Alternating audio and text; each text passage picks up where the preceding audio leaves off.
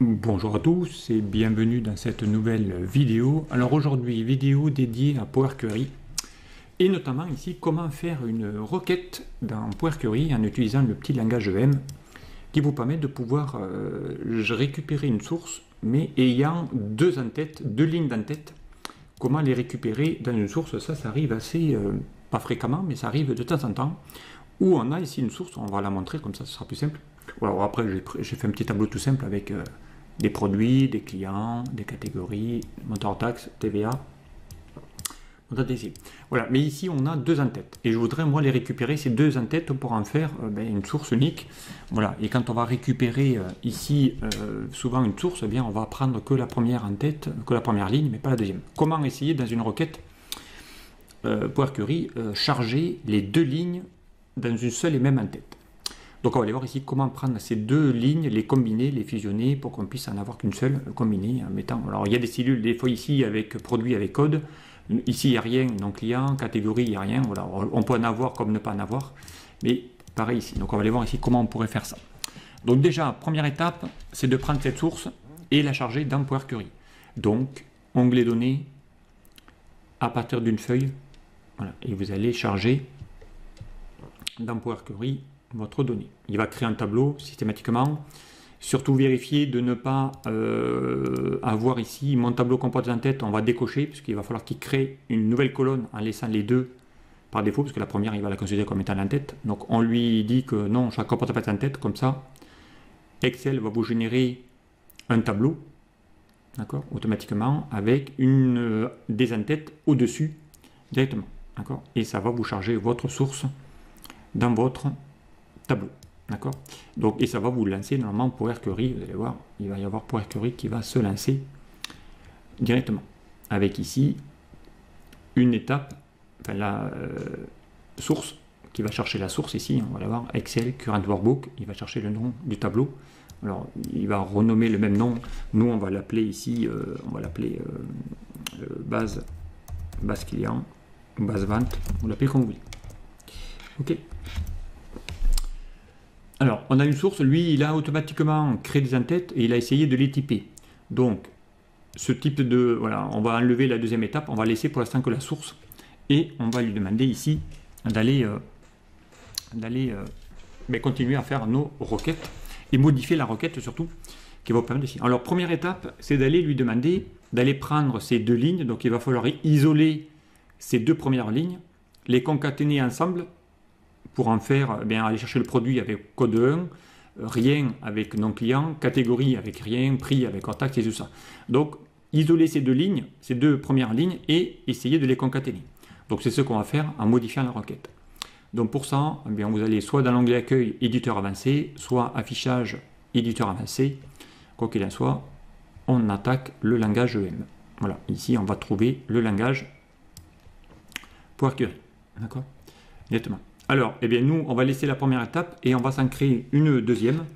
D'accord? Donc, on va mettre virgule, hop, et on va insérer une étape. D'accord? Et on va lui taper donc le nom de la prochaine étape. Donc, on va l'appeler en-tête, puisqu'on va s'occuper de l'en-tête maintenant, égal. D'accord?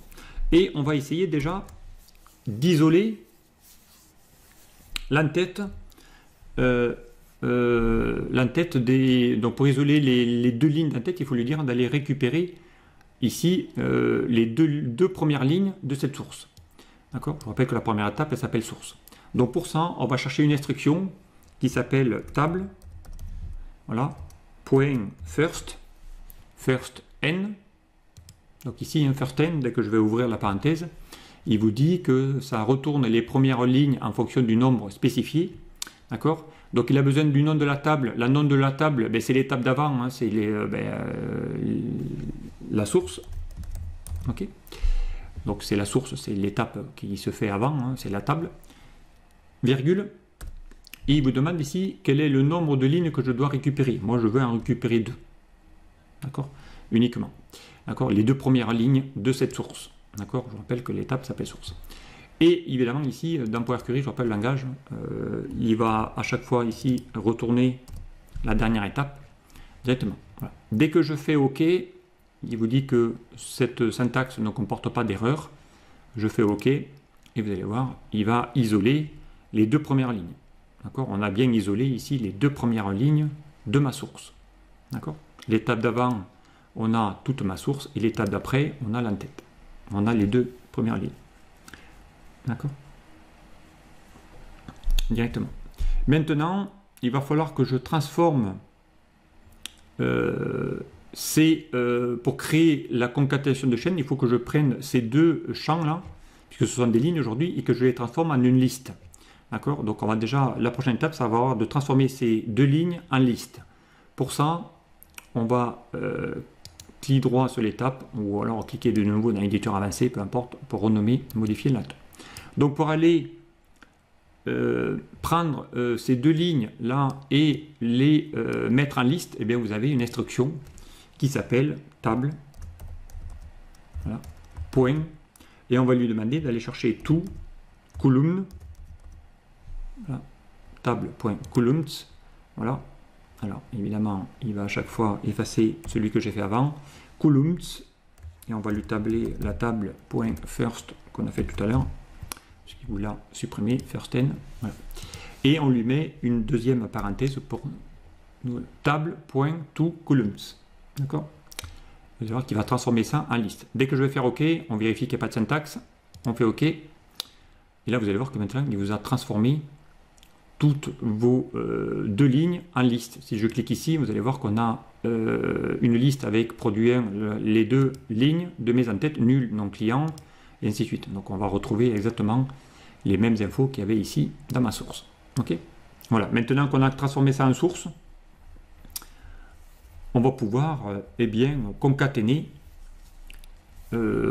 ces deux lignes ici, les mettre les uns à côté des autres, donc concaténer ça avec lui, avec ce.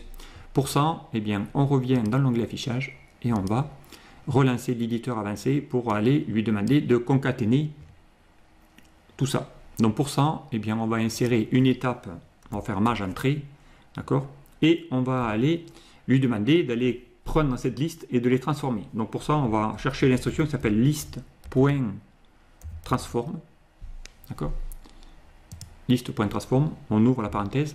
Alors elle a besoin d'une liste et de lui dire ici quelle est la fonction de transformation que tu veux faire. Donc nous, on veut faire quoi? On veut transformer tout ce qu'on vient de faire là. Donc ici ma liste, c'est bien ici une liste, tout ça, d'accord. Deuxième argument, d'accord. Alors ici évidemment il faut enlever la parenthèse fermante. Voilà pour l'instant. Voilà.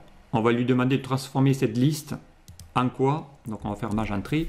Et là on attaque le deuxième argument de la fonction transform. On va lui dire pour chaque ligne, each, d'accord. On va lui demander de concaténer. Donc on va lui dire d'aller chercher la section qui s'appelle .text combine. Voilà, ça va combiner. Voilà. Alors avec quoi? Il vous demande ici quel est le champ qui permet de concaténer. Hein, d'accord, ici, le texte.combine, ça vous permet de concaténer une liste de valeurs de texte dans une seule et même valeur. D'accord, donc on va lui demander de chercher, de garder le même champ. D'accord, virgule, et on va lui dire ici d'aller concaténer. Donc là, il vous demande le séparateur. C'est quoi ici mon séparateur qu'on veut mettre entre les deux champs? Bon, ici, on pourrait lui mettre entre double cote, on va lui mettre, je sais pas moi, soit un espace, soit une ligne verticale, hein, en allant chercher le Alt GR6. Voilà, ça vous met ici directement la donnée, d'accord. Et ensuite, eh bien, on va lui dire ici, mage entrée, et on va lui dire de fermer la parenthèse de mon liste transform, d'accord.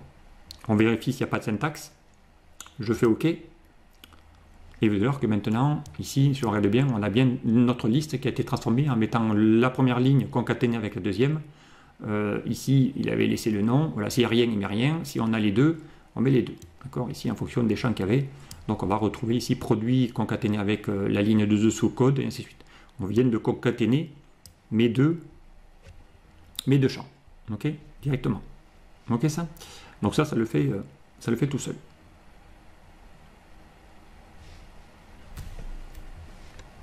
Ok. Allez, on va continuer. Donc pour ça maintenant, il va falloir lui dire, eh bien, d'aller lui dire maintenant qu'on a ça. Donc si je fais OK, on va fermer la requête. Alors, on va lui dire de conserver toutes les modifs que je fais. Alors là, il va déjà créer évidemment la requête automatiquement dans la feuille Excel. Mais là, on va lui dire que nous, on n'a pas fini pour autant. On a encore des choses à faire directement. OK. Et on va lui dire ici, qu'est-ce qu'on va devoir continuer à faire quand on va combiner ici nos champs. Alors, eh bien, bon là, pour l'instant, c'est pas ça qu'on veut. Hein. On va aller modifier la requête, évidemment. Clic droit, modifier la requête. OK. Et on va aller lui demander ici de modifier la requête. Donc maintenant, la prochaine étape, ça va être de quoi? Une fois qu'on a transformé notre liste, ici, on a notre source avec nos en-têtes. On a ici préparé la liste qui va remplacer les 2 premières lignes. Eh bien, il va falloir lui dire maintenant de supprimer les 2 premières lignes de la source.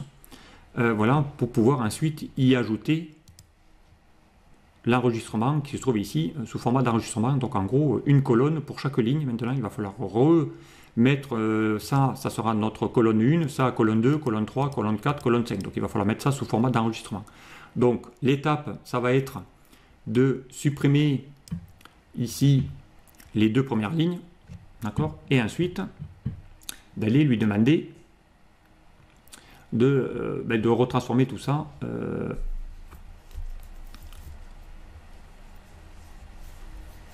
en enregistrement. Donc pour ça, eh bien, on s'en va dans l'en-tête et on va lui dire dans l'onglet affichage de remodifier le code. D'accord? Donc là, on lui a dit de transformer, liste transform. Donc voilà, et on va lui dire ici d'enregistrer tout ça. Okay. Donc pour ça, eh bien, on va lui dire d'aller lui enregistrer. Donc pour ça, on va rajouter encore une nouvelle étape au-dessus qui va être, on va transformer ça en enregistrement, record, d'accord, record.from list, ok, on va ouvrir la parenthèse, on va y mettre tout ça, on va indenter pour décaler, d'accord, from list, liste de quoi? Alors qu'est-ce qu'elle a besoin pour fonctionner elle? Elle aura besoin d'une liste et les champs qu'on va y mettre pour chacune des listes. D'accord? Donc, eh bien, la liste, c'est celle qu'on vient de faire, là, l'étape là. D'accord? Directement. Et eh bien, nous, on va lui dire dans le deuxième argument, field, voilà, retourne un enregistrement en fonction de liste de valeurs de champs d'un ensemble de champs. Et bien ici, on va lui dire, tu vas me transformer ça en table, point, column name, d'accord? Et les noms de la colonne qu'il va mettre, eh bien il attend une table, et la table, c'est l'étape d'avant, à savoir, c'est ma source qu'on a créée, l'étape d'avant, ok, directement. Voilà, une fois que j'ai fait ça, alors on va vérifier s'il ne manque pas une parenthèse. Oui, il nous manque la parenthèse de notre record from list, voilà. Donc on vérifie qu'il n'y a pas d'erreur syntaxe, je fais OK. Et là, vous allez voir, il va retransformer ça en colonne maintenant. D'accord? Directement. Voilà. Si je vais voir dans l'étape d'avant, on a toujours les 2 lignes. Voilà. Et là, on a transformé nos listes en colonnes. D'accord? Directement. Et maintenant, on va lui demander, une fois qu'on a créé ça en enregistrement, on va lui demander ici de supprimer les 2 premières lignes de ce tableau pour les remplacer par colonne 1, colonne 2, colonne 3, colonne 4, colonne 6, par ce qu'il y a à l'intérieur. D'accord? Donc, on revient dans l'étape, de nouveau, on va lui dire déjà, de supprimer, maintenant qu'on a nos en-têtes de prête, eh bien, on va lui demander ici de créer une nouvelle étape, d'accord? Qu'on va appeler, je sais pas moi, on va l'appeler extraction table, égale, on va faire entrer, d'accord, et là on va lui demander déjà de supprimer les 2 premières lignes. Donc pour ça on va lui dire table point, on va mettre skip, voilà, et skip ça veut dire quoi? Ça retourne une table en ignorant les premières lignes en fonction d'un nombre. Donc ici on veut enlever de ma table, là il attend une table, donc la table c'est ma source, d'accord. Et l'argument d'à côté, on vous lui demande count of condition any. Donc en gros, il vous demande ici combien de lignes je dois extraire. Je dois en extraire 2 lignes, d'accord, de cette source, d'accord, directement. Ok. Voilà. Et j'oublie pas de faire entrer, et là, j'oublie pas, j'ai effacé le in sans faire exprès. Voilà. Et n'oubliez pas que là, maintenant, il faut prendre cette étape, CTRL-C, et maintenant, c'est la dernière étape, donc CTRL-V. Puisque là, on va lui créer une nouvelle étape qui va apparaître là, directement. Donc là, on lui a dit d'extraire les 2 premières lignes de ma source, et vous allez voir, quand on va faire OK, lui, il n'a pas changé, mais on a bien ici, maintenant, là, on avait les 2 premières lignes de ma source, on n'en veut plus. Ici, on a nos en-têtes qui va nous servir tout à l'heure, et ici, on a maintenant notre tableau, mais sans les en-têtes. Donc on a bien gardé, à partir de la ligne 3, c'est ma première donnée, et à partir de là, on a ici cette étape-là. D'accord? Donc maintenant, il va falloir qu'on affiche maintenant, eh bien, qu'on prenne les en-têtes qui se trouvent là, et les mettre dans insérer une ligne tout en haut de ce tableau pour y mettre toutes mes en-têtes ici pour chacune des colonnes. Donc on va faire ça. Donc on va revenir dans l'onglet affichage, éditeur avancé, et on va ici y afficher les en-têtes dans la source. Donc ici on va insérer déjà une ligne. D'accord? Donc ici dans l'étape qui est là, on va faire mage entrée, et ici on va lui demander d'insérer une ligne. Donc ici on va chercher la fonction qui s'appelle table. D'accord? Point insert, insert rows. D'accord? On va ouvrir la parenthèse. Là, il attend le nom d'une table. Sur quelle ligne je dois insérer la liste. D'accord? Donc là, la table, on l'a. C'est cette table-là. D'accord? Virgule. Deuxième argument, offset number. On va lui dire tu vas te décaler de combien de lignes? Eh bien, tu vas te décaler de 0 lignes, puisqu'on va lui demander de prendre la ligne numéro 1. Alors, je rappelle que par défaut, on est en base de 0. Donc, la ligne numéro 1 dans Power Query, c'est la 0. Et la ligne 2, c'est la 1. D'accord? On commence toujours par 0 en base de 0. D'accord? Virgule. Et ensuite, il va vous demander quelles sont les lignes que je dois y mettre. Ici, il attend bien une ligne rows list. D'accord? Et nous, la liste, on l'a. La liste, c'est quoi? On va lui demander d'aller créer une liste, donc une liste entre crochets, d'accord, accolade. Et là, on va lui chercher l'enregistrement qu'on a créé grâce à mon étape en tête. D'accord? La liste, elle se trouve dans ici l'en-tête qu'on a créé juste avant. Donc ici, l'étape d'avant. D'accord? Directement. Et on va fermer ici, mage entrée, on va fermer la parenthèse de mon table insert rows. D'accord? On va tester, il n'y a toujours pas d'erreur, on fait OK. Voilà, donc là maintenant, il va bien insérer entre la 1, enfin en gros ici, dans la ligne 1, mais qui correspond à l'index 0, mon en-tête que j'avais créé ici, qui était en liste, en colonne, qui va transformer automatiquement ici le mettre dans chacune des en-têtes. Et maintenant, il y a juste à lui dire de prendre cette première ligne et de la mettre en en-tête directement. Et là, vous allez voir, vous avez une en-tête à 2 lignes. Donc, on est parti d'une source avec 2 lignes pour en arriver ici à une en-tête qui va récupérer les 2 lignes. OK? Directement. OK? Donc, à ce stade-là, si je fais OK, que je conserve les modifs, vous allez voir que là, il va changer un petit peu la source. Voilà, on va avoir ici la donnée qui se trouve ici, d'accord? Et vous allez voir que là, on va aller lui demander de continuer voilà, à modifier tout ça. Donc pour ça, eh bien, on va le faire un clic droit, modifier, et on va revenir dans la requête. Il n'y aura plus qu'une seule petite étape, 2 petites étapes à faire maintenant. Première étape, lui demander de considérer cette première ligne comme faisant partie de mes en-têtes. Alors soit je le mets en langage M, soit j'incrémente une nouvelle étape. Alors si je le fais en langage M, on va modifier, on va rajouter une ligne de code. Sinon, vous pouvez lui dire directement à partir du menu, on peut lui dire ici à partir, dans l'onglet accueil, utilise la première ligne pour mes en-têtes. Je fais OK. Hop, vous allez voir qu'ici, il vous a remonté vos en-têtes à la place des colonnes 1, colonne 2. Et là, il vous a créé automatiquement deux étapes, une étape qui s'appelle en-tête promue, que vous pouvez renommer d'ailleurs en faisant clic droit. On peut mettre en-tête promue. Ok. Et une deuxième étape automatiquement qui va essayer d'identifier tous les types de données. Regardez, dans l'étape d'avant, on avait tous du ABC 1, 2, 3, ABC 1, 2, 3, ABC 1, 2, 3, ABC 1, 2, 3. Là, l'avantage, c'est que derrière, il vous a typé pour chacun. Si je vais cliquer ici dans l'étape d'après, vous allez voir que là, il a mis maintenant que ça, c'était du texte. Là, il a trouvé que c'était des chiffres. Là, il a trouvé que c'était du décimal. Et ainsi de suite. D'accord. Là, on pourrait même lui dire que c'est même du pourcentage. OK, directement. OK, ça? Voilà, donc ça, c'est fait. Et bien maintenant, on va lui renommer juste l'étape. On va l'appeler format champ. OK. Formate les champs de cette source. Voilà. Si je vais maintenant dans l'éditeur avancé, là vous allez voir, il va vous rajouter la requête. Donc ici, si je vais cliquer pour afficher la requête directe, voilà, ici on a vraiment la requête qui permet de gérer.